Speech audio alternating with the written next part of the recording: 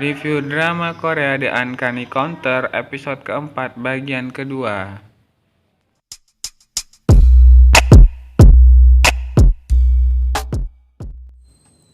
Nah, agar Mimin lebih semangat lagi untuk upload video-video terbaru tentang drama Korea, ada baiknya kalian untuk subscribe channel YouTube Mimin.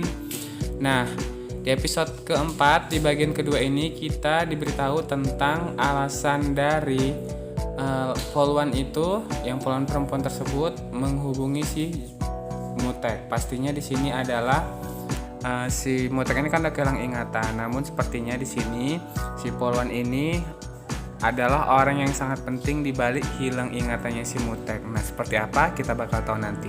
Nah, di kantornya sang Polwan ini didatangi oleh seorang officer baru yang datang tiba-tiba yang memperkenalkan diri kepada Sanbe-nya yang bernama Kang Hanel. Nah, di sini dia itu baru tahu si juniornya ini bahwa si Polwan itu adalah orang yang sengaja disisihkan dari kerumunan polwan yang lain, polisi yang lain pastinya. Nah, di sekolahnya si Somun ini jadi bahan ceritaan teman-temannya bahwa tak menyangka mereka kalau si Somun ini merupakan anak angkat dari pemilik retail Jangmul yang pastinya ini orang kaya beneran ya kan teman-teman. Nah, di sini si Somunnya ini bilang ke teman-temannya kalau sejak saat itu dia sudah tidak lagi dibully. Nah, ternyata di kantor polisi ini teman-teman, si Hyukyu itu taulah kan anak orang kaya pasti dapat perlakuan istimewa. Dia ini malah selfie-selfian, bukannya dihukum, menunggu sang wali kota datang katanya.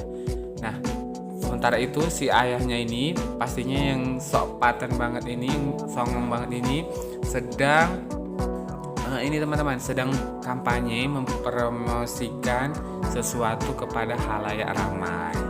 Nah, kita kembali ke Polwan tadi yang mendatangi para penjahat. Para penjahat itu ingin dia tangkap, namun ternyata penjahat tersebut melarikan diri. Nah, dia pun datang ini Polwan tersebut ke kantor polisi, tepatnya ke kantor kepala. Dia ingin mengatakan sesuatu, namun di sana Letnan Kim ini yang tak lain adalah Polwan tersebut malah mendapati jawaban bahwa dia tidak bakalan bisa menangkap penjahat itu karena sesuatu hal. Letnan Kim pun marah dan bilang kalau pasti kepala tersebut sudah disuap, dan ini juga terjadi pada kasus Motek yang saat itu akan dibunuh dan hampir saja mati. Motek adalah orang yang kehilangan ingatan yang dibunuh oleh sekelompok penjahat nih teman-teman. Kita belum tahu penyebab dibunuhnya ini seperti apa. Nah, sementara itu teman-teman kita kembali ke Motek yang ternyata kembali didatangi oleh Letnan Kim. Di situ si Letnan ini memberikan ponsel dan memberikan semua yang dibutuhkan oleh si Motek, bahwa si Moteknya bilang gini, kalau kenapa kau membawakan ponsel dan benda-benda yang kuminta. Malah si Letnan Kim bilang kalau kau nggak ku kasih ini pasti kau datang ke kantor polisi, dan dia itu nggak ingin kalau si Motek ini kembali ke kantor polisi. Mungkin ada sesuatu hal yang benar-benar dirahasiakan oleh Letnan Kim. Nah, kemudian kita bakal beralih ke kasus si visi di Taisin Group yang membahas tentang yang ada hubungannya tentang si Motek kan sepertinya. Dan di sini salah satu penjahatnya dibilang kalau dia melihat seseorang yang mirip dengan officer polisi yang waktu itu sudah mereka bunuh. Si detektif ya, yang tak lain adalah detektif, dan ketuanya bilang kalau pasti itu seseorang yang hanya mirip dia dan itu bukan dia. Nah, di kedai ramen di sini si Nyonya Chu ini tiba-tiba mendapat telepati dari si Suho yang bilang kalau mereka sedang mendiskusikan tentang mencabut hak counter dari si Somun, teman-teman. Di sini yang paling bersuara adalah si Giran yang meminta kepada si Wigen untuk mencabut hal tersebut karena emang si Somun sudah membahayakan banyak orang.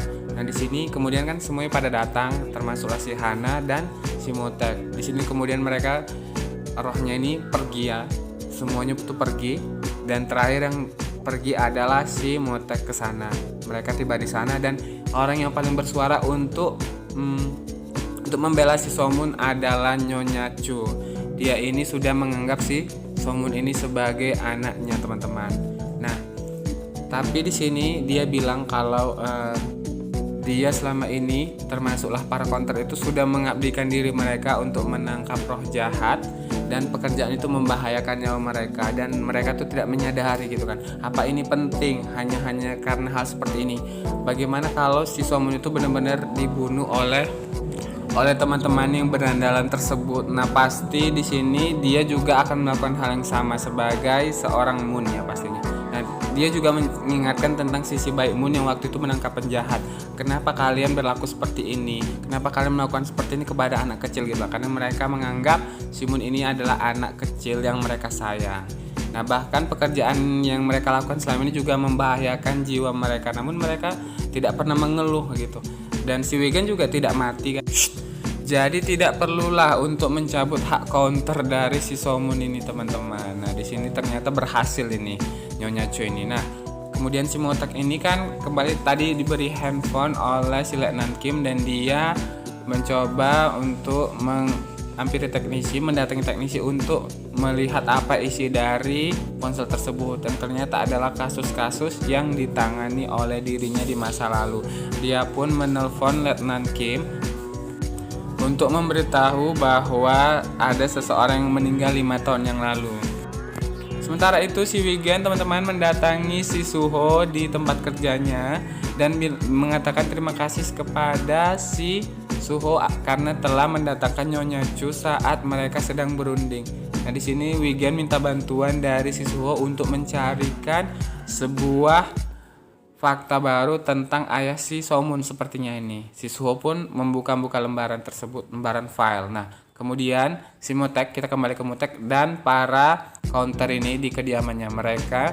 Si Motek ini bilang kalau sebelum dia mengalami kecelakaan tersebut, dia itu menghubungi ayah si Somun teman-teman ternyata. Nah, di sini ternyata saat dia menghubungi nomor terakhir dari panggilan ponselnya tersebut ternyata tertuju kepada ayah si Somun. Dan herannya ini teman-teman, nomor tersebut itu masih aktif, dan saat si Motek menghubungi nomor tersebut malah si Somun lah yang mengangkat. Dan di sini kebingungannya ini pastinya kenapa nomor tersebut masih aktif dan dipakai oleh si Somun. Nah, sampai di situ review dari Mimin teman-teman. Semoga suka.